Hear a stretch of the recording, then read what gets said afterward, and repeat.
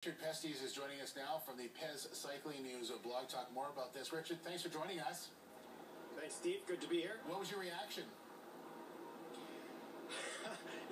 My initial reaction was a little bit of sadness, but I mean, the bottom line for me was I'm glad this thing's finally coming to an end. It's been, from the perspective of cyclists and cycling fans, people that are involved in the sport, this thing has been dragging on way too long. Most of us are thinking to ourselves, wow, this thing should have been done and wrapped up years ago, which is part of what Lance's argument has been. And we're like, you know what?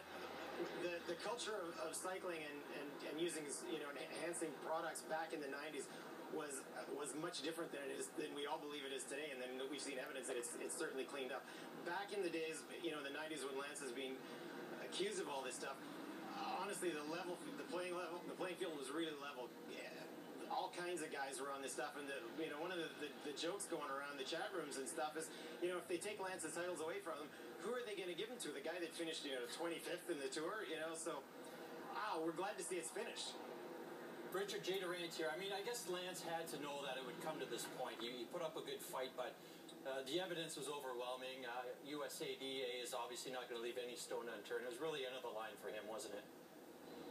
I kind of feel like that too. I think he was probably looking at everything around him. I've met Lance a couple times. I've had the opportunity to ride my bike with him, and he's a smart guy. Not anyone that sort of listens to him and watches him. He's a gifted athlete. He's a very smart guy. So he's taking a look at this stuff, and he's probably figuring out to himself, man, what's the least amount of pain that's going to happen to me? How can I get out of this with the least amount of this being more besmirching and smudging of my character, and how much more is this going to go on? Let's cut our losses and get out of this thing as quickly as we can. Richard, where does this put Lance Armstrong now, considering, his story is still amazing, coming back from cancer to win, but those titles are now stripped.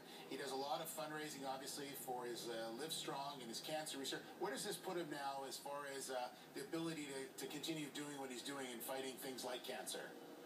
I think, honestly, I don't think it's going to change much of what he's doing. I think he's built the Live Strong Foundation into a massive brand of its own. The people that helps and the lives he's sort of helped save and change, those people don't care about cycling so much. They don't care about his Tour de France titles. They care that, a person who they know who's got cancer might not die, and that's the thing that's important to them. So the Lance Armstrong Foundation will continue. Lance is going to be fine out of this thing. This is a classic story we see in American media all the time. I think, especially in America, they love somebody to fall down and get drowned into the dirt and then rise again. Lance has risen from the ashes a couple of times now. There's no reason he can't do it again. In fact, he's probably going to come back in a week. Everyone's going to have forgotten about this thing, and he'll be bigger and stronger than ever. All right, Richard, thanks very much. We appreciate your insight into this. Thank you. All right, thanks, Steve. Well, there you go. There you go.